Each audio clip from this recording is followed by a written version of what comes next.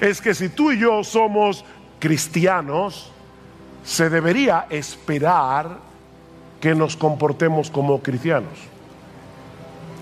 Nosotros tenemos una identidad, una nueva identidad, una nueva naturaleza. Lo que Pablo está diciendo aquí es que si hemos muerto y resucitado con Cristo de tal manera que Él es ahora el todo y en todos, vivamos a la luz de esa realidad. Hay algo que Dios ha hecho por nosotros y en nosotros que hace del pecado una incoherencia. A veces uno se pone una ropa para ir a cierto lugar y dice, no, esa ropa no es apropiada. O a veces los esposos, ¿verdad?, que no tenemos el sentido de la estética que tiene nuestra esposa, nos dice, esa corbata no te pega. Ve a tu closet y toma esa ropa sucia, contaminada, maloliente, y bótala. Desechad también vosotros todas estas cosas: ira, enojo, malicia, maledicencia, lenguaje soez de vuestra boca, la mentira. Versículo 9: porque os habéis vestido del nuevo hombre, el cual se va renovando hacia un verdadero conocimiento conforme a la imagen de aquel que lo creó. Somos un nuevo hombre en Cristo. Y ahora debemos vivir como lo que somos. Él murió en la cruz del Calvario para restaurar en nosotros la imagen de Dios. ¿Y saben dónde vemos la imagen de Dios? Plasmada en Cristo. En el capítulo 10 del Evangelio de Juan, no tienen que buscar ese texto ahora, pero el Señor Jesucristo se presenta a sí mismo como el buen pastor de las ovejas, que vino a dar su vida para que nosotros tengamos vida, que vino a dar su vida para que nosotros tengamos vida en abundancia, dice el texto. Y esa palabra significa literalmente excepcional, o si quieren ponerlo de otra manera, mejor de lo que yo esperaba. La vida que Cristo nos ofrece en el Evangelio no es meramente una especie de póliza de seguro que nos garantiza que iremos al cielo después de la muerte. No, Él vino a satisfacer aquí y ahora nuestras necesidades más urgentes y los anhelos más profundos de nuestras almas. Cristo vino a libertarnos de la esclavitud del pecado. Él vino a reconciliarnos con Dios. Él vino a dar sentido, propósito, trascendencia, significado a nuestra vida. Él vino a darnos seguridad, consuelo, gozo, esperanza, contentamiento. Él dio su vida en una cruz para que nosotros pudiéramos experimentar esa clase de vida. Por supuesto, de más está decir que eso no quiere decir, valga la redundancia, que los cristianos estén ajenos a los inconvenientes de vivir en un mundo dañado por el pecado. Nosotros no estamos diciendo que los creyentes deben ir por la vida cantando "Because I'm happy", nada de eso. La vida cristiana de este lado de la eternidad es perfectamente compatible con el dolor, con la tristeza que nosotros experimentamos en este cuerpo de muerte, porque todavía nosotros no hemos llegado al lugar final de nuestro reposo. Mis hermanos, hay un solo cielo y no se encuentra aquí. De manera que experimentar la vida abundante que Cristo vino a ofrecer no significa que los cristianos vivimos en una especie de nirvana espiritual, ajenos a las luchas y angustias que son comunes a todos los hombres. Nosotros podemos tener gozo, contentamiento, esperanza en medio del dolor y de la aflicción, porque sabemos que tenemos un Padre en los cielos que cuida de nosotros. Sabemos que todas las cosas que Él decreta son para su gloria y son para el bien de nuestras almas. Sin embargo, y siendo bien honestos en esta mañana, Debemos reconocer, mis hermanos, con tristeza, que hay muchas personas que profesan ser cristianas y no parecen estar disfrutando de esa vida abundante de la que habla el Señor en Juan capítulo 10. De hecho, más bien dan la impresión de que su cristianismo es una carga difícil, es una carga pesada, y nos preguntamos ¿por qué? ¿Por qué? ¿Cuál es el problema de este tipo de personas? Bueno, yo creo que no podemos dar una respuesta simplista a esta pregunta, porque no todos los casos caen en la misma categoría. Pero al menos yo creo que podemos decir en sentido general que esto suele suceder por una de dos cosas. Por un lado, porque es posible que algunos que profesen ser cristianos en realidad no sean creyentes. Son como esa higuera de la que va a hablar Marcos más adelante en su evangelio, que tenía muchas hojas, recuerdan, pero no tenía ningún fruto. Profesan ser cristianos, pero es una mera fachada sin sustancia. No tienen una relación real, vital, deleitosa con el Señor Jesucristo. Eso es probable. Pero también es probable que algunos cristianos verdaderos hayan perdido el foco de lo que significa seguir a Cristo y estén atravesando en este momento por una especie de invierno espiritual. Y lo triste es que algunos están allí y ni cuenta se dan. Y yo les ruego al Señor de verdad que despierte conciencia en esta mañana. Son creyentes que continúan haciendo básicamente las mismas cosas que han estado haciendo desde que se convirtieron al Señor, pero están funcionando en piloto automático, por decirlo de alguna manera. Ese era el problema de la iglesia en Éfeso, a la que el Señor le envía una de sus cartas en Apocalipsis capítulo 2. Él les dice claramente: ustedes están haciendo las mismas cosas de siempre. Sin embargo, yo tengo un problema con ustedes. Ustedes han perdido su primer amor. Ustedes están haciendo lo mismo, pero lo están haciendo con piloto automático. Son creyentes que se han dejado arrastrar por la inercia de sus corazones. Mis hermanos, nuestro corazón, mientras estemos de este lado de la eternidad, tiende hacia las cosas de este mundo, porque el pecado todavía mora en nosotros. Y eso incluye un montón de cosas que no son malas en sí mismas, pero que si se dejan sin freno, tarde o temprano van a desplazar al Señor del centro de nuestra vida y se van a convertir en un ídolo. Este tipo de personas suele tener un serio problema existencial. Un serio problema existencial. Porque ellos no pueden disfrutar plenamente de las cosas del mundo porque sus conciencias no se lo permiten.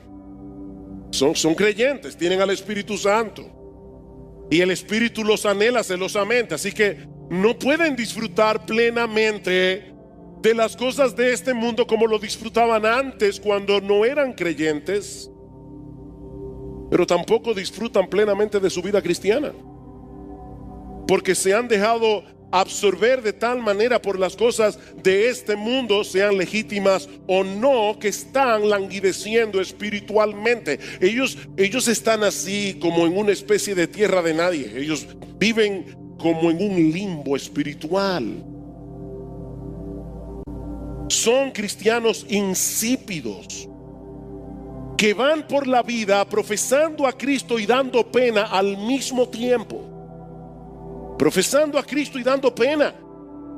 Y la pregunta que debemos hacernos hoy es: ¿cuál es el remedio para este tipo de casos? Bueno, yo creo que el remedio es volver a poner en perspectiva lo que significa seguir a Cristo. Y en dependencia del Espíritu Santo, dar media vuelta de regreso a su primer amor. Yo recuerdo cuando mis hermanos y yo nos bautizamos hace 38 años atrás, que en la pila del bautismo nos pidieron que cantáramos un corito que estaba muy de moda en esa época y que los hermanos más viejos de nuestra congregación seguramente recordarán. He decidido seguir a Cristo, no vuelvo atrás, no vuelvo atrás. El mundo atrás, Cristo delante, el mundo atrás. No vuelvo atrás, no vuelvo atrás. Y hermanos, eso es lo que yo quiero que ocurra en esta mañana al comenzar a exponer este pasaje del Evangelio de Marcos. Y a propósito, yo he titulado este mensaje Mero Cristianismo. Porque lo que Jesús nos presenta en este pasaje, en los versículos 42 al 50, no es el retrato de un super cristiano que pertenece a una élite especial a la que muy pocos tienen acceso en la iglesia. No, hermanos. Lo que Jesús está describiendo allí es lo que todo verdadero creyente debería estar experimentando en su vida. Esto es mero cristianismo. Mis hermanos, el llamado de Cristo a todos los que quieran seguirle a Él es arrepentirse y creer. Y lo que nosotros tenemos en este pasaje es un llamado a creyentes al arrepentimiento y a la fe. Dice el arrepentimiento es volverte de una vida de pecado, de una vida centrada en ti mismo, siguiendo tu propia voluntad, buscando tu propia gloria, para volverte a Dios y caminar en pos de Él, confiando únicamente en Cristo. Mi amigo que estás aquí en esta mañana, es importante que tú sepas que venir a ser cristiano no es como hacerse miembro de un club social. De ahora en adelante voy a tratar de seguir las reglas y regularmente voy a pagar mis cuotas de membresía. Voy a venir a la iglesia todas las semanas, voy a leer mi Biblia, o voy a dar gracias por los alimentos. No, es darte cuenta de que toda tu vida has estado caminando por un sendero equivocado, porque has vivido de espaldas a Dios y has estado caminando hacia el pecado. La fuerza motora de tu vida ha sido el orgullo, ha sido el egoísmo, cuando debió haber sido la gloria de Dios, vivir con el propósito de que solo Él sea exaltado, solo Él sea conocido en todo lo que haces. Arrepentirse es darte cuenta de que has estado equivocado. Es tomar la decisión de volverte hacia Dios, confiando únicamente en Cristo para el perdón de tus pecados. Es decidir renunciar a tu orgullo, renunciar a tu egoísmo para vivir para Él. Es levantar una bandera blanca de rendición hacia Dios y al mismo tiempo declararle la guerra al pecado. Eso es arrepentirse. Pero hay un detalle que todos los cristianos tienen que tomar en cuenta si desean seguir progresando hacia la madurez. Y es que aunque hay un momento particular en que todo verdadero creyente toma esa decisión de comenzar a seguir a Cristo, esto es algo que nosotros debemos hacer a lo largo de toda nuestra vida. Lo que estoy diciendo, mis amadísimos hermanos, es que la vida cristiana práctica es una vida de arrepentimiento y fe. Es una vida de arrepentimiento y fe. Y eso es básicamente lo que Marcos nos presenta en este tema. Mi intención original era predicar todo este pasaje en la mañana de hoy, pero yo he aprendido con el paso de los años que los mensajes tienen vida propia. Así que mientras seguía trabajando con el versículo 42, pronto me di cuenta que no iba a poder avanzar más allá de este versículo, así que la semana que viene veremos Mero Cristianismo parte 2. Hay 3 aspectos aquí de lo que significa ser cristiano. Hoy veremos solamente uno. El primero, que es un amor radical que procura el bienestar espiritual de los demás, sin importar el precio que tú tengas que pagar por eso. Eso es lo que significa la vida cristiana práctica. Vean una vez más el versículo 42. Cualquiera que haga tropezar a uno de estos pequeñitos que creen en mí, mejor le fuera si le hubieran atado al cuello una piedra de molino de la que mueve un asno y lo hubieran echado al mar. Como tenemos varias semanas estudiando esta porción del Evangelio de Marcos, quiero recordarles que este pasaje se encuentra en medio de una larga conversación en la que Jesús está lidiando con el orgullo, con el corazón orgulloso de sus discípulos. Ustedes recuerdan que unos versículos atrás los apóstoles habían estado discutiendo entre ellos quién era el más importante del grupo. Y en el versículo anterior al que estamos estudiando ahora, los versículos anteriores, Juan le confiesa al Señor, acaba de confesarle al Señor que ellos se habían topado en el camino con una persona que en el nombre de Cristo estaba echando fuera demonios, y dice que ellos se lo prohibieron. ¿Y cuál fue la razón de la prohibición? Que ellos no eran parte del club, ellos no eran parte del grupo. Y es en ese contexto que surge la advertencia del Señor en el versículo 42 que acabamos de leer. Porque el mismo principio pecaminoso que produce rivalidad y envidia ministerial es el mismo principio que produce los tropiezos. Cristo sigue hablando exactamente de lo mismo. Está tratando con el corazón orgulloso de los discípulos. Ahora, hermanos, ¿a qué se refiere Jesús cuando habla de los tropiezos en este pasaje? Es una palabra que aparece varias veces en el Nuevo Testamento, y la idea que comunica es la de hacer o decir cualquier cosa que ponga impedimentos a la conversión de un incrédulo o que ponga impedimentos a la santificación y crecimiento de un creyente.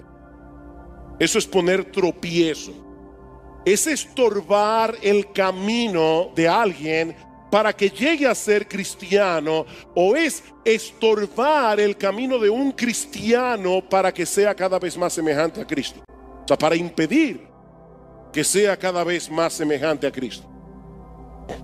En 1 Corintios capítulo 10 versículo 32, y hablando de manera particular del uso de cosas que son legítimas pero que pueden llegar a ser un estorbo si se usan de una forma descuidada, Pablo dice a los hermanos en Corinto: no seáis motivo de tropiezo, ni a judíos, ni a griegos, ni a la iglesia de Dios. No sean tropiezo a nadie, ni a los judíos incrédulos, ni a los gentiles incrédulos, ni a los creyentes. Debemos ser muy cuidadosos en lo que hacemos, para evitar en la medida de lo posible que alguien sea dañado con nuestra conducta, que alguien sea dañado con nuestras palabras, con nuestros comentarios, que alguien sea dañado con nuestro ejemplo, aún en el manejo de cosas que son legítimas, de cosas que no son pecaminosas en sí mismas. Debemos evitar a toda costa que debido a nuestro ejemplo no vayamos dejando escombros detrás de nosotros que hagan más difícil que otros puedan venir a Cristo. Eso es lo que Pablo está diciendo. No dejes escombros en el camino, o que otros que ya están en Cristo puedan seguir avanzando hacia la madurez. Y noten, mis hermanos, que la advertencia de Jesús en este pasaje va dirigida a todo el mundo, creyentes o incrédulos. Jesús dice: cualquiera que haga tropezar, cualquiera que haga tropezar. ¿Y saben lo que significa la palabra griega? Literalmente, cualquiera significa cualquiera. Es cualquiera, sea creyente o sea inconverso. Esto es una advertencia para todo el mundo. Cuidado con el que haga tropezar a otro creyente. Cuidado con el que incite a otro creyente a pecar. Cuidado con el que estorbe el crecimiento espiritual de otro creyente. Cuando Cristo habla aquí de sus pequeñitos, no es de niños que Él está hablando. Es de personas que creen en Él. Personas que depositan en Jesús toda su confianza, como un niño deposita su confianza en aquel que le da seguridad. Por supuesto, debemos tener cuidado de no hacer tropezar a nadie, como vimos en ese pasaje de 1 Corintios. Pero en el pasaje de Marcos, de manera particular, el Señor nos está advirtiendo solemnemente que tengamos mucho cuidado con hacer tropezar a una de sus ovejas, a uno de aquellos por quien Él derramó su sangre en la cruz del Calvario. Jesús vino a morir en una cruz para darle vida abundante a esas personas, esa vida abundante de la que hablábamos en la introducción. Y mis hermanos, es aterrador. Y créanme, una vez más, yo sé que yo digo eso mucho, pero no estoy usando las palabras por usar palabras porque suenan impactantes, no, es porque son palabras que comunican lo que yo quiero comunicar. Es aterrador pensar que cualquiera de nosotros podamos estar trabajando en contra de Jesús. Él dejó su trono de gloria, dio su vida en una cruz, murió en la cruz del Calvario para hacer algo, y tú y yo estamos trabajando en su contra. Tú y yo estamos aunándonos con el diablo para hacer una obra exactamente contraria a la obra que Jesús vino a hacer. Es aterrador pensar que nosotros estamos dejando escombros en el camino para hacer más difícil que otros creyentes puedan avanzar. Esto es algo tan terrible a los ojos de Dios que Cristo dice aquí que fuera mejor para esa persona si antes de haber llegado a hacer eso se le hubiera atado en el cuello una piedra de molino de la que mueve un asno y haber sido arrojado en lo profundo del mar. Así de serio es esto. En los días del Señor, los molinos tenían dos piedras circulares para triturar el grano. La piedra de arriba tenía un hueco en medio y giraba sobre la piedra de abajo empujada por un burro. Era una piedra inmensamente grande que podía llegar a pesar hasta 1,5 toneladas. No estamos hablando de cualquier cosa. Y lo que el Señor está diciendo aquí es que hacer tropezar a otro es un pecado tan grave que hubiera sido mejor para esa persona haber muerto previamente de una muerte tan horrible como esa antes de llegar a cometer una acción tan detestable y aborrecible a los ojos de Dios. Mira, hubiera sido mejor que te pusieran 2 botas de cemento y te hubieran arrojado en lo profundo del mar. Y noten que él no dice que esa persona debió haberse colocado una piedra de molino en el cuello y haberse arrojado él mismo. Eso sería suicidio. No, el Señor no está promoviendo el suicidio. Lo que Jesús está diciendo aquí es que hubiera sido mejor para esa persona que lo hubieran arrojado en el fondo del mar con una piedra de molino en el cuello. Esto era un castigo que los romanos reservaban para sus peores enemigos. Era un castigo bárbaro. Y el Señor dice que sería mejor padecer esa clase de castigo antes que sufrir el castigo de Dios por haber hecho caer en pecado a alguno de sus hijos o haber entorpecido su crecimiento espiritual. Repito, hermanos, esto es serio. Este es el tipo de advertencia que nadie debe tomar a la ligera. Y lo que sorprende de este texto es que el Señor está haciendo esta advertencia, no lo olviden, a sus propios discípulos. A sus propios discípulos. Vean una vez más los versículos 35 al 37 que estudiamos la semana pasada, cuando ellos estaban discutiendo quién de nosotros es el mayor, sentándose, llamó a los dos y les dijo: si alguno desea ser el primero, será el último de todos y el servidor de todos. Y tomando a un niño, lo puso en medio de ellos, y tomándolo en sus brazos les dijo: el que reciba a un niño como este en mi nombre, a mí me recibe. El que me recibe a mí, no me recibe a mí, sino al que me envió.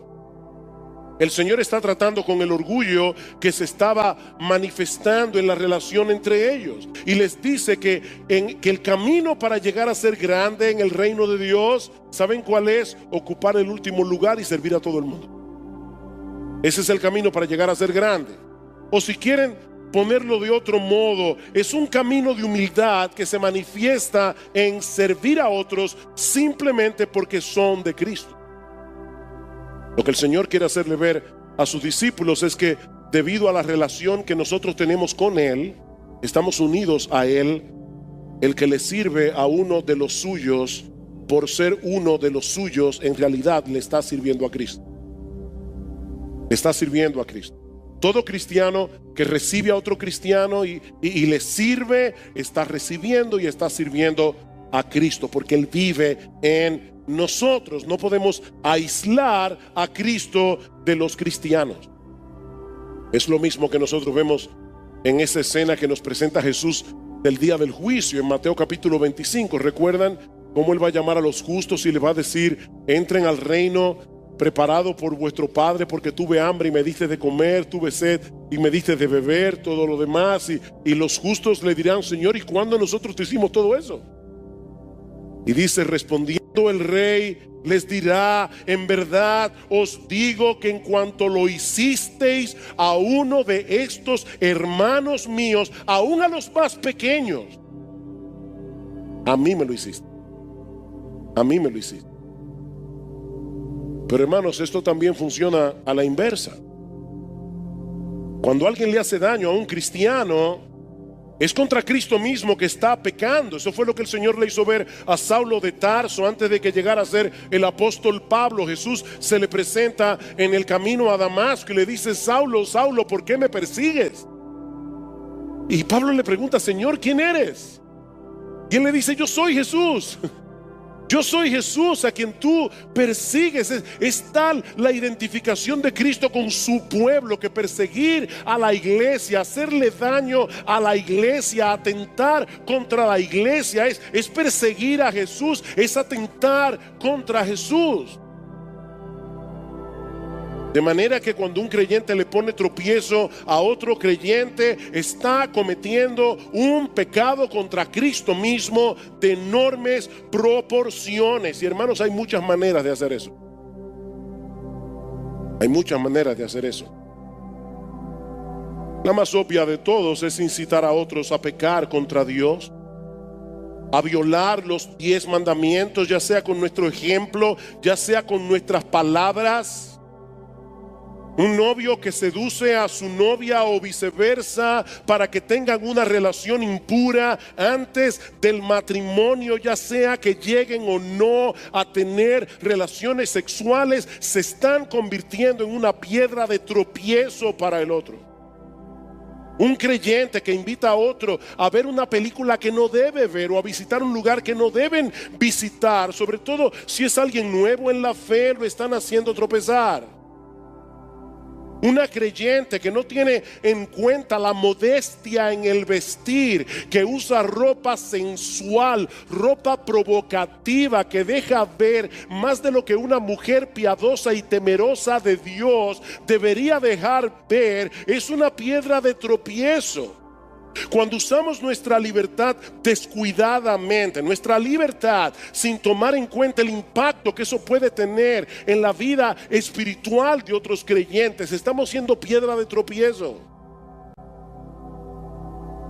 Pablo pone el ejemplo del vino en Romanos capítulo 14. Habían hermanos que venían de un trasfondo pagano donde el alcohol era un problema. Y si la Biblia no prohíbe el uso del vino, pero cuando un creyente en el uso de su libertad no tiene en cuenta que puede tener delante de él una persona que puede tropezar, que puede ser movida a su antiguo estilo de vida y no le importa, Está siendo piedra de tropiezo. Pablo dice, si yo tengo que por amor a Cristo y por amor a los hermanos dejar de comer carne y dejar de beber vino para el resto de mi vida, no hay problema. Cuando hacemos comentarios que pueden desanimar a otros creyentes en su lucha en pos de la santidad o en su deseo de hacer las cosas como dice la Escritura, le estamos poniendo una piedra de tropiezo. Y aquí tenemos a un padre tratando de criar a sus hijos en la disciplina y amonestación del Señor, no abusando de ellos, pero sí aplicando la vara de la corrección cuando es necesaria. Y aquí tenemos a otros padres con más tiempo en la iglesia, supuestamente con más madurez, diciéndoles que eso no es tan así, que deben tomar en cuenta algunos de esos conceptos de los expertos en psicología, aún por encima de la enseñanza del libro de Proverbios. Esos padres están dejando escombros detrás, dificultando el camino de estos otros padres que desean hacer las cosas bien. Cuando chismeamos en contra de otros hermanos, estamos provocando de ese modo que algunos creyentes se aíslen de su iglesia, se aíslen de sus líderes y se vuelvan cínicos y se vuelvan hipercríticos. Estamos siendo piedra de tropiezo. Cuando promovemos la mundanalidad en la iglesia, estamos siendo piedra de tropiezo.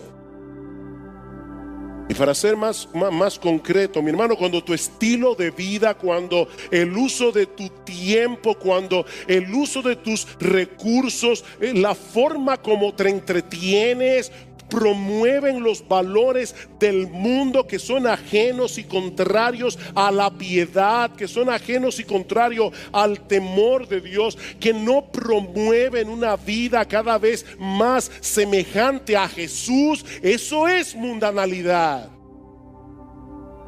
Y cuando tú vives así, tú estás promoviendo la mundanalidad en la iglesia. Cuando nuestra falta de compromiso con la iglesia y con los hermanos estimula a otros a tener esa misma falta de compromiso, estamos siendo tropiezo. Mis hermanos, podríamos poner un montón de ejemplos, pero yo creo que estos son suficientes para entender cuál es la advertencia que el Señor nos está dando aquí. Ahora, ¿cómo aplicamos esta advertencia de Jesús al caso de un creyente que hace tropezar a otro creyente? ¿Puede un cristiano perder la salvación por hacer tropezar a otro cristiano? Porque Cristo dice aquí, de verdad, mejor te hubiera sido que te hubieran puesto una piedra de molino de asno y te hubieran arrojado en el fondo del mar. ¿Puede un cristiano perder la salvación? Por supuesto que no. Por supuesto que no. La salvación de un verdadero creyente no se puede perder de ninguna manera, porque eso depende enteramente de la justicia perfecta de Cristo y no de nuestras buenas obras, y gloria al Señor por eso. Pablo dice en Filipenses capítulo 1 versículo 6 que el que comenzó en nosotros la buena obra, Él la perfeccionará hasta el día de Jesucristo. Él no deja nada inconcluso.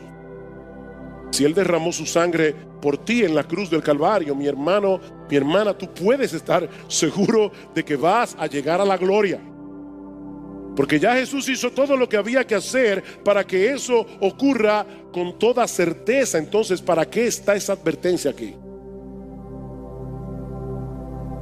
Yo pienso que esa advertencia tiene al menos dos propósitos. Por un lado, para hacernos ver, mis amadísimos hermanos, miembros de Iglesia Bíblica del Señor Jesucristo, para hacernos ver que el hecho de que un creyente haga tropezar a otro creyente no es menos odioso delante de los ojos de Dios que si lo hubiera hecho un impío. No es menos odioso. Pablo dice en 1 Corintios 8:12, cuanto pecas contra los hermanos, hiriendo sus conciencias débiles, contra Cristo pecáis. están siendo cómplices del diablo en dañar un alma por la que Cristo derramó su sangre en la cruz del Calvario con el propósito de santificarla. ¿Recuerdan Efesios 5? Maridos, amad a vuestras mujeres así como Cristo amó a la iglesia. Cristo amó a la iglesia y se entregó a sí mismo por ella para santificarla. Y tú te estás aliando con el diablo para que ocurra en la vida de esa persona algo contrario, para que él sea más mundano, para que él sea menos piadoso, para que él le tema menos a Dios, para que ame menos a la iglesia, para que ame menos a los líderes, para que ame menos a los hermanos, para que viva una vida menos obediente. Eso es odioso a los ojos de Dios. Él dio su vida para que esta persona pudiera ser rescatada de la esclavitud del pecado, para que pudiera crecer en santidad, y tú le estás arrojando escombros en el camino para que se le haga más difícil avanzar hacia la madurez, para que sea menos semejante a Jesús. ¡Wow! Eso es detestable a los ojos de Dios.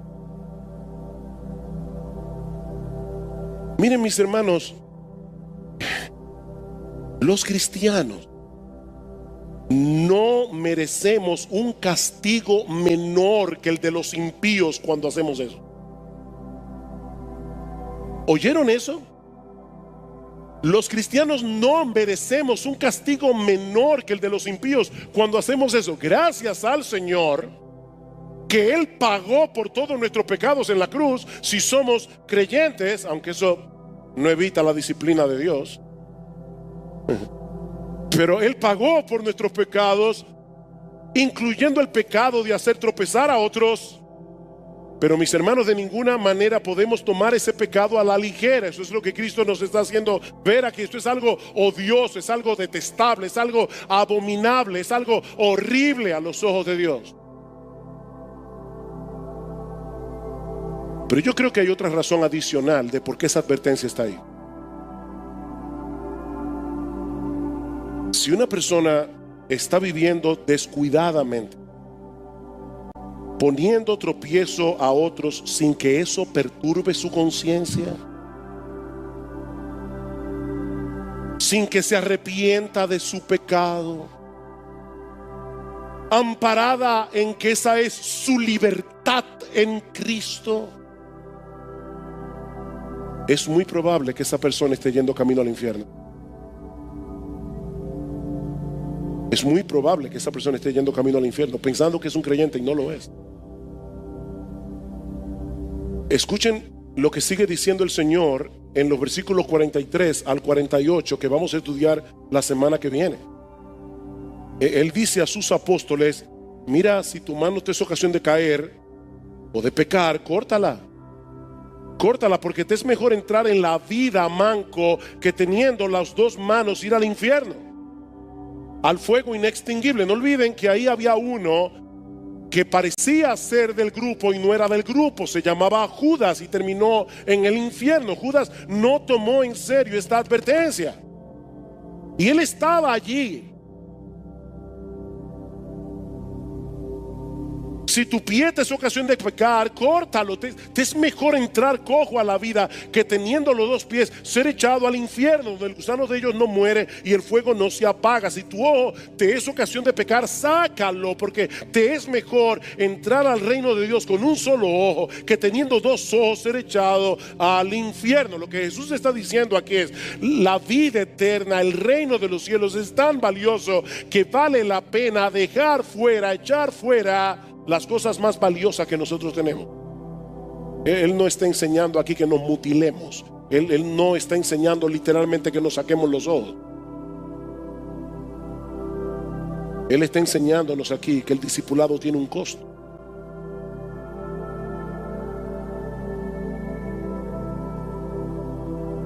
Sabemos que la salvación es únicamente por gracia, por medio de la fe.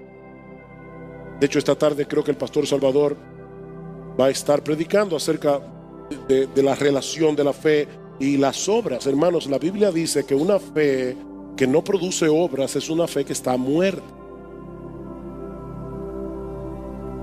Y de las obras que produce la fe, la más evidente es el amor a los hermanos. Porque tú puedes decir que tú amas a Dios, pero como Dios no se ve, es muy fácil decir eso. La prueba más evidente de que tú amas a Dios es que tú amas a los hermanos. Primera de Juan capítulo 3, nosotros sabemos que hemos pasado de muerte a vida en que amamos a los hermanos. El que no ama a su hermano permanece en muerte. En esto hemos conocido el amor, en que Él puso su vida por nosotros. También nosotros debemos poner nuestras vidas por los hermanos. Es un amor radical. Amados, amémonos unos a otros porque el amor es de Dios. Primera de Juan 4. Todo aquel que ama es nacido de Dios y conoce a Dios. El que no ama no ha conocido a Dios, porque Dios es amor. Primera de Juan 4:20. Si alguno dice yo amo a Dios y aborrece a su hermano, es un mentiroso. Pues el que no ama a su hermano a quien ha visto, ¿cómo puede amar a Dios a quien no ha visto? Y nosotros tenemos este mandamiento de Él: el que ama a Dios, ame también a su hermano. A final de cuentas, lo que nosotros tenemos en Marcos capítulo 9, versículo 42, si lo vemos positivamente, es un llamado a amar a nuestros hermanos en la fe, haciendo todo lo que esté a nuestro alcance para que sigan creciendo a la imagen de Jesús. Todo lo que esté a nuestro alcance. No se trata simplemente de dejar de hacer cosas que pueden ser de tropiezo a otros. No, este es un llamado a amar a los demás con un amor radical, al punto de negarnos cosas que pueden ser legítimas, al punto de cambiar nuestros planes porque queremos promover el bienestar espiritual de nuestros hermanos, y todo eso con la motivación de amor a Cristo, porque amamos a Cristo. Marcos capítulo 9, versículo 42. Y cualquiera que haga tropezar a uno de estos pequeñitos que creen en mí, mejor le fuera si le hubieran atado al cuello una piedra de molino de las que mueve un asno y lo hubieran echado al mar. Vamos a orar una vez más. Padre, este es un pasaje sobrio de tu palabra. Es una advertencia muy solemne de parte del Señor. Y nosotros queremos que tú prepares nuestros corazones para recibir esta palabra con mansedumbre. Que tú quites de nosotros cualquier prejuicio, cualquier anhelo de autojustificación, y que tú obres poderosamente, Señor, a través de tu palabra, porque te lo pedimos en Cristo. Amén.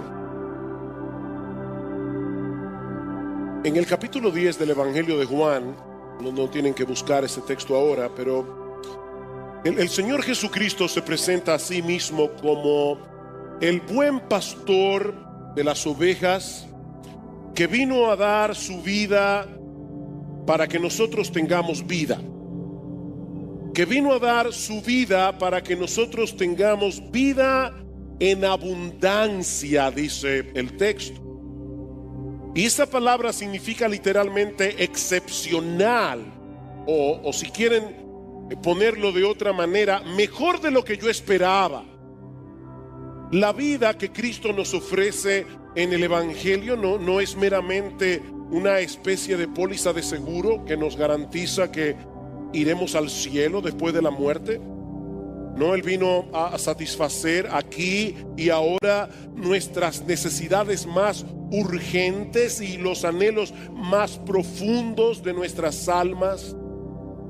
Cristo vino a libertarnos de la esclavitud del pecado. Él vino a reconciliarnos con Dios. Él vino a dar sentido, propósito, trascendencia, significado a nuestra vida. Él vino a darnos seguridad, consuelo, gozo, esperanza, contentamiento. Él dio su vida en una cruz para que nosotros pudiéramos experimentar esa clase de vida. Por supuesto, de más está decir que eso no quiere decir, valga la redundancia, que los cristianos estén ajenos a los inconvenientes de vivir en un mundo dañado por el pecado. Nosotros no estamos diciendo que los creyentes deben ir por la vida cantando "Because I'm happy", nada de eso. La vida cristiana de este lado de la eternidad es perfectamente compatible con el dolor, con la tristeza que nosotros experimentamos en este cuerpo de muerte, porque todavía nosotros no hemos llegado al lugar final de nuestro reposo. Mis hermanos, hay un solo cielo y no se encuentra aquí. De manera que experimentar la vida abundante que Cristo vino a ofrecer no significa que los cristianos vivimos en una especie de nirvana espiritual, ajenos a las luchas y angustias que son comunes a todos los hombres. Nosotros podemos tener gozo, contentamiento, esperanza en medio del dolor y de la aflicción, porque sabemos que tenemos un Padre en los cielos que cuida de nosotros. Sabemos que todas las cosas que Él decreta son para su gloria y son para el bien de nuestras almas. Sin embargo, y siendo bien honestos en esta mañana, debemos reconocer, mis hermanos, con tristeza, que hay muchas personas que profesan ser cristianas y no parecen estar disfrutando de esa vida abundante de la que habla el Señor en Juan capítulo 10.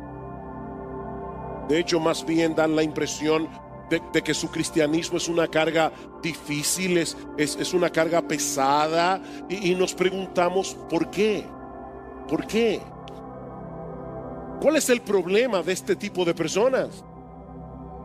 Bueno, yo creo que no podemos dar una respuesta simplista a esta pregunta, porque no todos los casos caen en la misma categoría. Pero al menos yo creo que podemos decir en sentido general que esto suele suceder por una de dos cosas. Por un lado, porque es posible que algunos que profesen ser cristianos en realidad no sean creyentes. Son como esa higuera de la que va a hablar Marcos más adelante en su evangelio, que tenía muchas hojas, recuerdan, pero no tenía ningún fruto. Profesan ser cristianos, pero es una mera fachada sin sustancia. No tienen una relación real, vital, deleitosa con el Señor Jesucristo. Eso es probable. Pero también es probable que algunos cristianos verdaderos hayan perdido el foco de lo que significa seguir a Cristo y estén atravesando en este momento por una especie de invierno espiritual. Y lo triste es que algunos están allí y ni cuenta se dan. Y yo les ruego al Señor de verdad que despierte conciencia en esta mañana.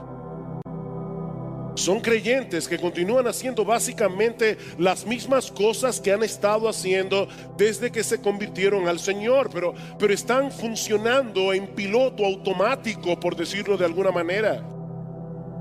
Ese era el problema de la iglesia en Éfeso, a la que el Señor le envía una de sus cartas en Apocalipsis capítulo 2. Él les dice claramente: ustedes están haciendo las mismas cosas de siempre. Sin embargo, yo tengo un problema con ustedes. Ustedes han perdido su primer amor. Ustedes están haciendo lo mismo, pero lo están haciendo con piloto automático. Son creyentes que se han dejado arrastrar por la inercia de sus corazones. Mis hermanos, nuestro corazón, mientras estemos de este lado de la eternidad, tiende hacia las cosas de este mundo, porque el pecado todavía mora en nosotros. Y eso incluye un montón de cosas que no son malas en sí mismas, pero que si se dejan sin freno, tarde o temprano van a desplazar al Señor del centro de nuestra vida y se van a convertir en un ídolo. Este tipo de personas suele tener un serio problema existencial. Un serio problema existencial. Porque ellos no pueden disfrutar plenamente de las cosas del mundo porque sus conciencias no se lo permiten.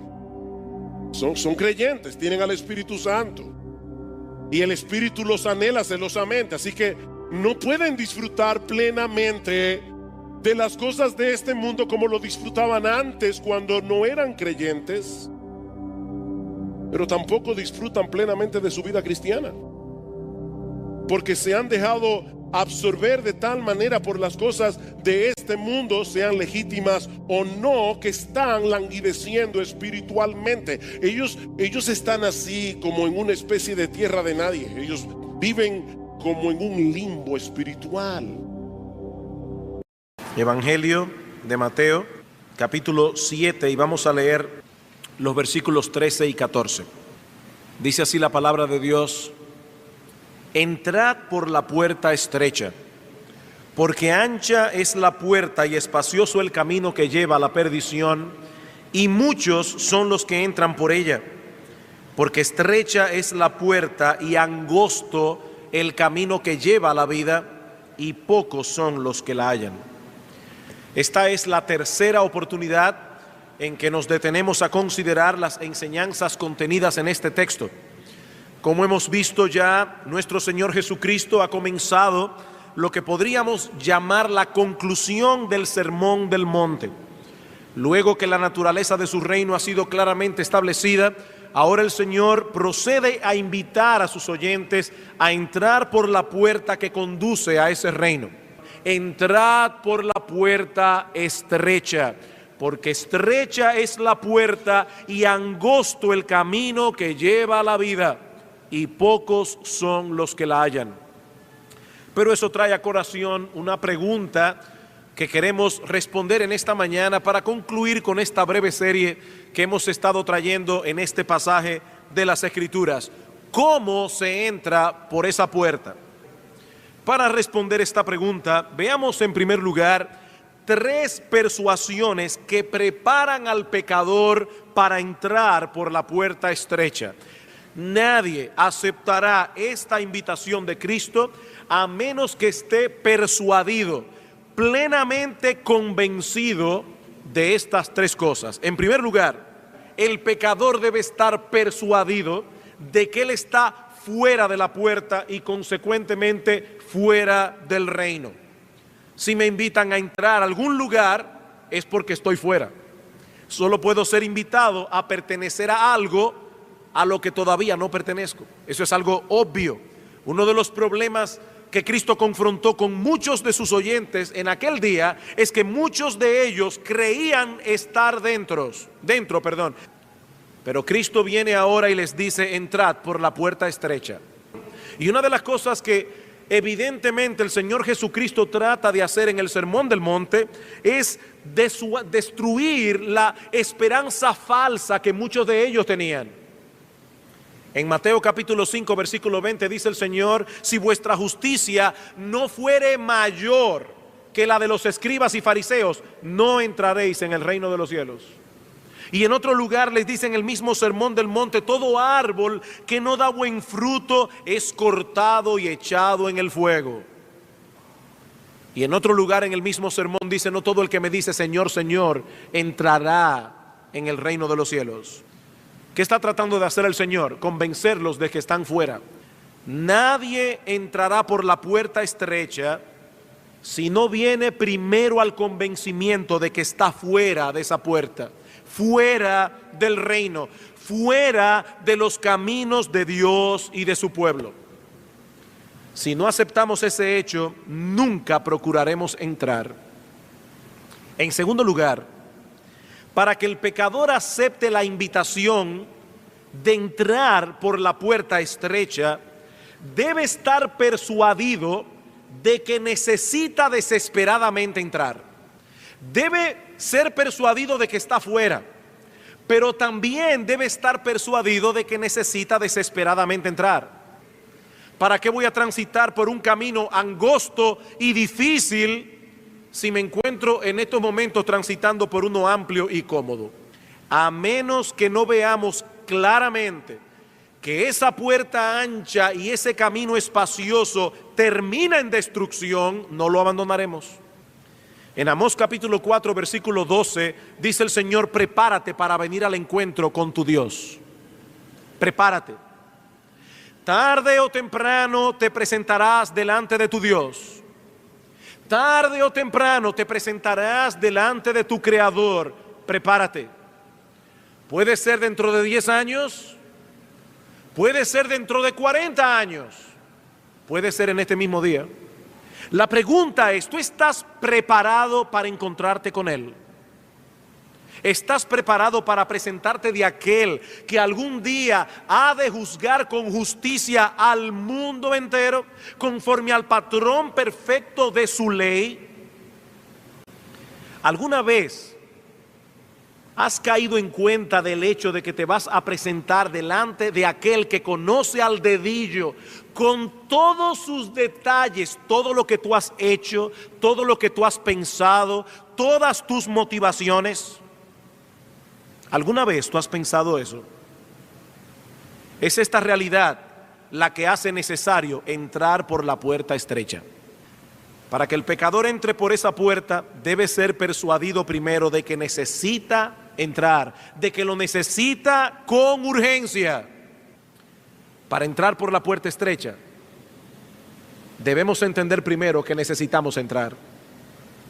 Pero en tercer lugar, hay algo más implicado en esta invitación, y es que para entrar por esa puerta, el pecador debe ser persuadido de que él tiene la responsabilidad de responder a la invitación. El pecador debe ser persuadido de que él tiene una responsabilidad moral delante de Dios. Eres tú el que debes entrar por esa puerta. Eres tú el que debe aceptar la invitación.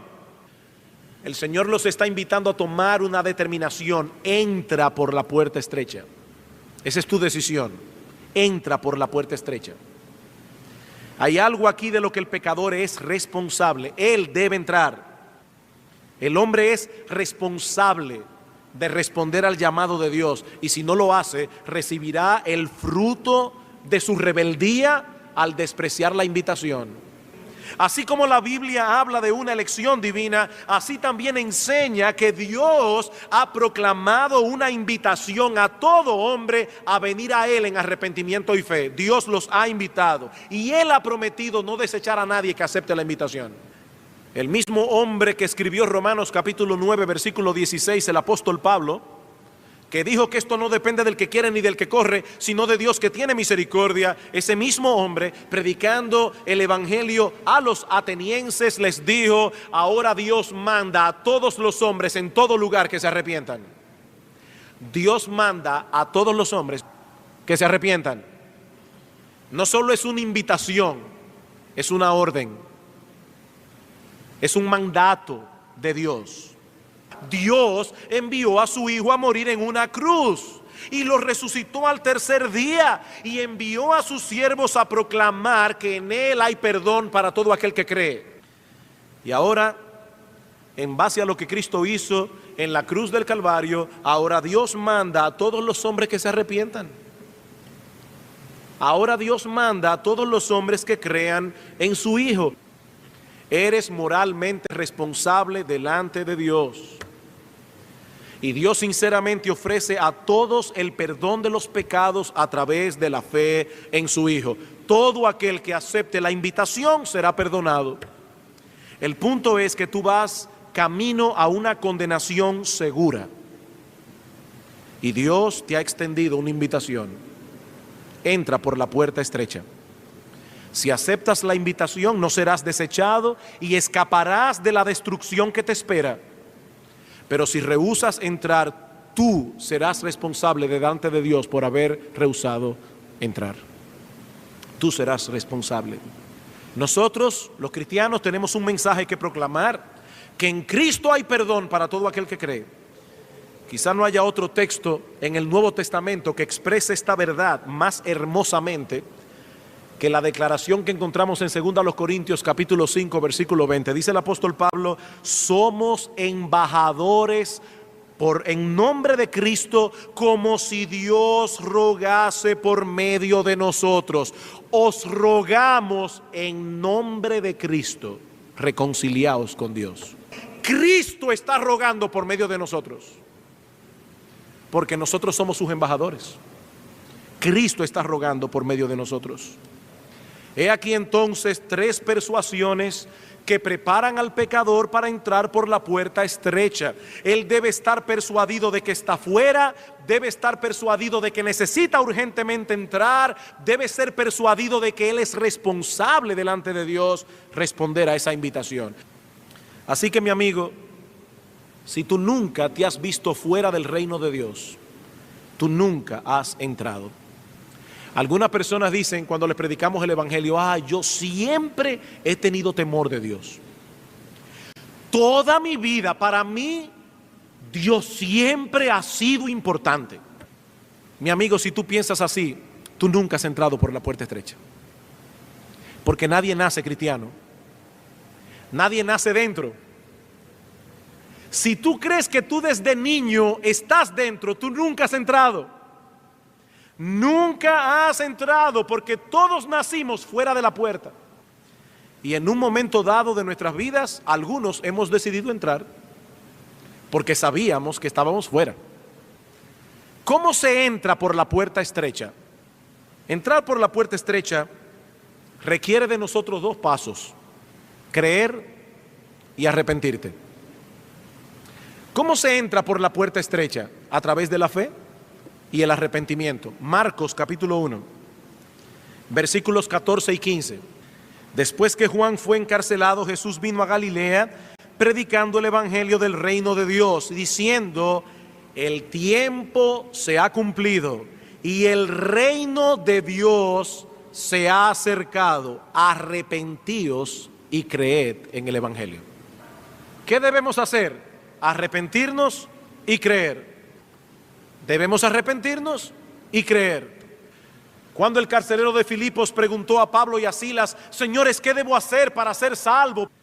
Pablo le dijo: cree en el Señor Jesucristo y serás salvo.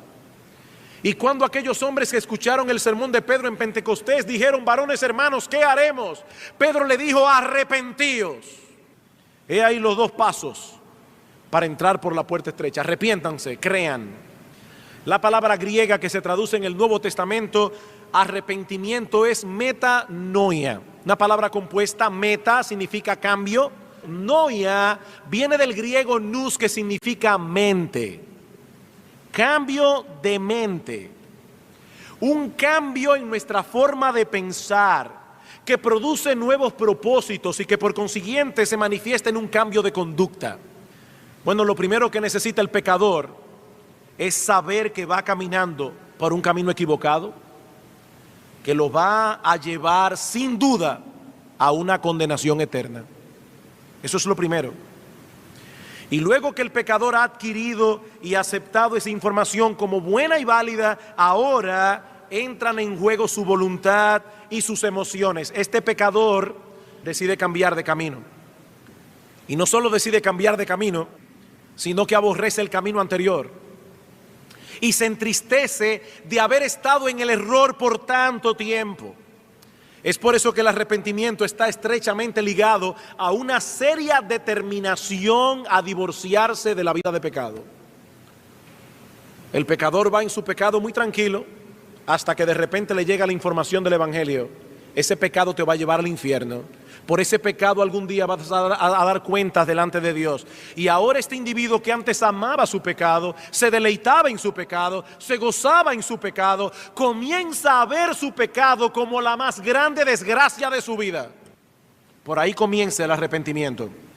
Y sin ese arrepentimiento, nadie puede disfrutar de la salvación que Dios ha provisto en Cristo. 2 veces dice el Señor en Lucas capítulo 13, versículos 1 al 5: si no os arrepentís, pereceréis. Ahora debo aclarar algo aquí para poder preservar íntegra y pura el mensaje del evangelio. El arrepentimiento no es un intento del pecador de ordenar su vida para entonces para que entonces Cristo pueda aceptarlo. Eso no es arrepentimiento. Repito, el arrepentimiento no es un intento del pecador de reformar su vida para que entonces Cristo pueda aceptarlo. No, si el pecador pudiese ordenar su vida sin Cristo, entonces ya no necesita a Cristo. Ya no lo necesita. Cristo vino a salvar a su pueblo de sus pecados, porque su pueblo no podía salvarse por sí solo.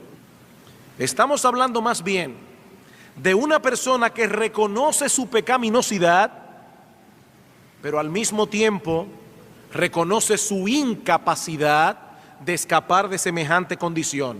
Es una persona que ha comprendido la maldad de su pecado, ha comprendido las terribles consecuencias que ese pecado le traerá ahora y en la eternidad, y acude a Cristo con la disposición a divorciarse de su pecado.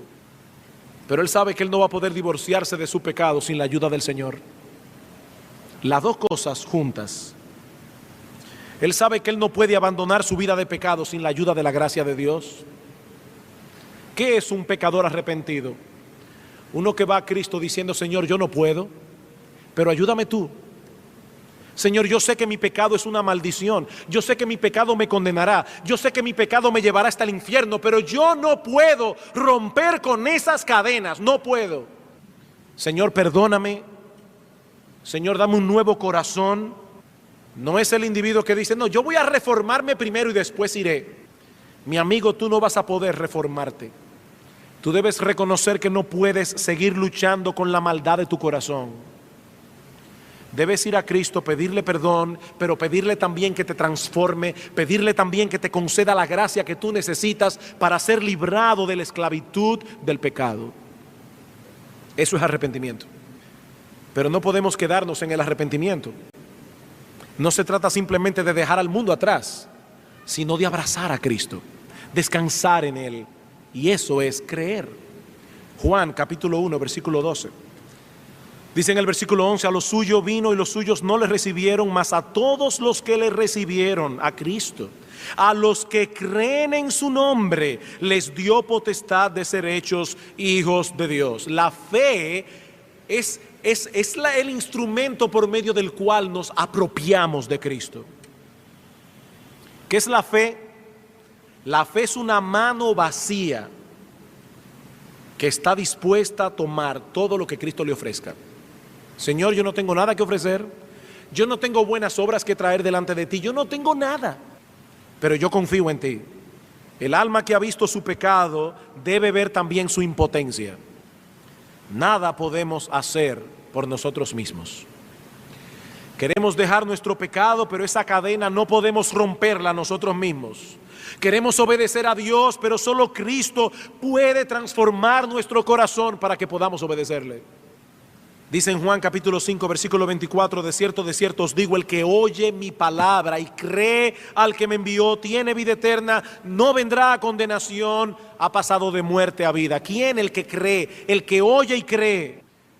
En una ocasión, los judíos le preguntaron al Señor: Señor, ¿qué debemos hacer para poner en práctica las obras de Dios?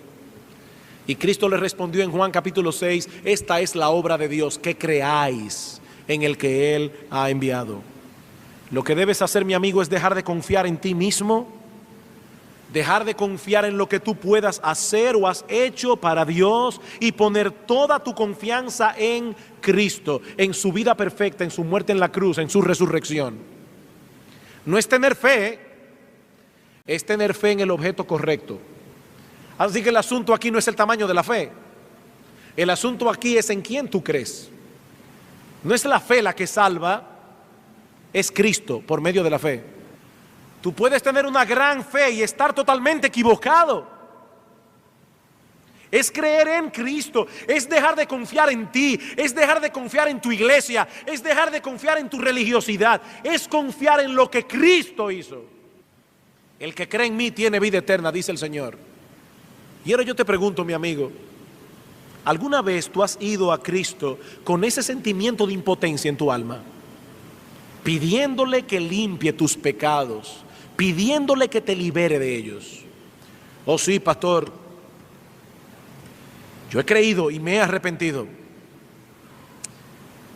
¿Estás dando los frutos de esa fe y de ese arrepentimiento?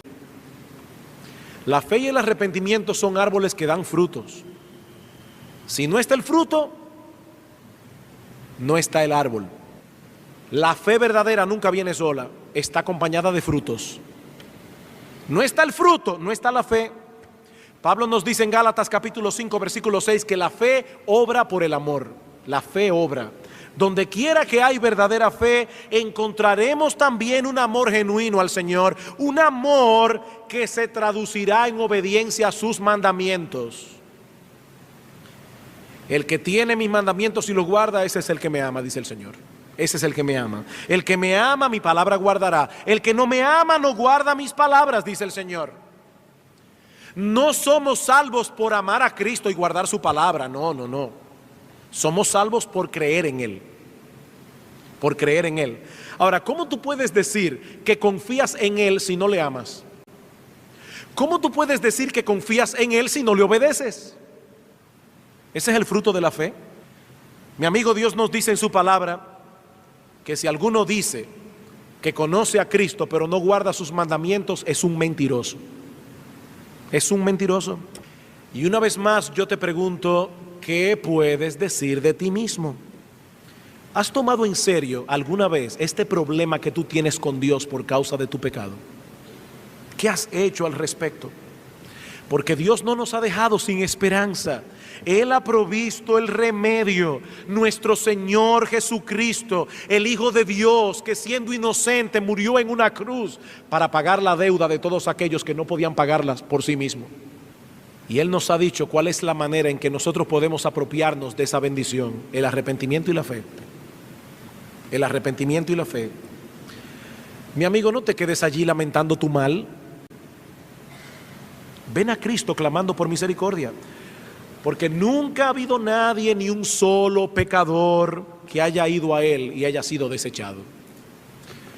Mi amigo, tú necesitas entrar por la puerta de la fe y el arrepentimiento. Y Cristo te ha invitado a entrar. Tú debes entrar. De lo contrario, estás fuera. Y mientras permanezcas fuera, corres el peligro de que llegue el momento en que esa puerta se cierre para siempre. El Señor Jesucristo dijo en una ocasión que su venida será como en los días de Noé. Noé se pasó años diciendo que venía un diluvio y construyendo un arca. Nadie le creyó. El arca fue terminada y Dios dio todavía unos días más con la puerta abierta.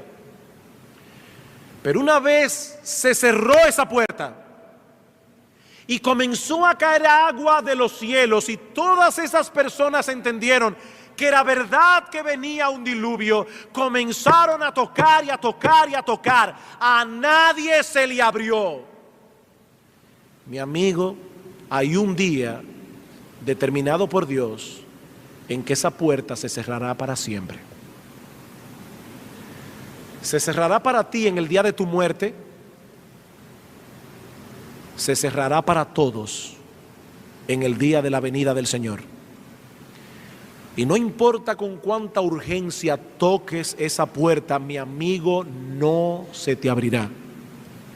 No se te abrirá. No te quedes contemplando la puerta. No te quedes admirando a los otros que entran. Tú tienes que entrar por ella antes de que sea demasiado tarde. El asunto no es quedarte allí esperando una señal de Dios. Lo que se pide de ti es que creas y te arrepientas. Mi amigo, ve a Cristo y exponle a Él tu caso. Exponle tu caso, porque Él tiene poder para salvar.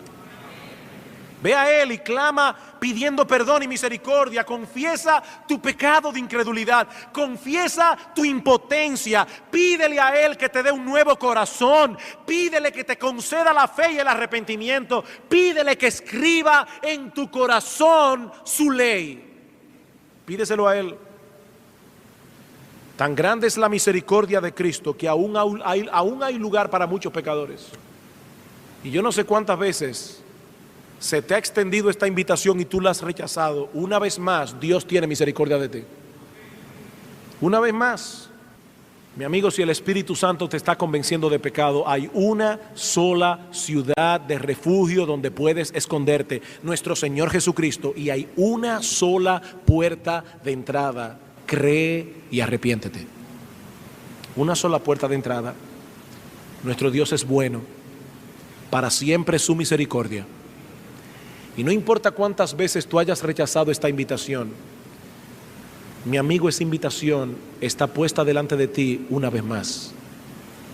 No cometas la osadía de rechazar esta invitación, porque tú no sabes cuándo Dios cerrará para siempre la puerta.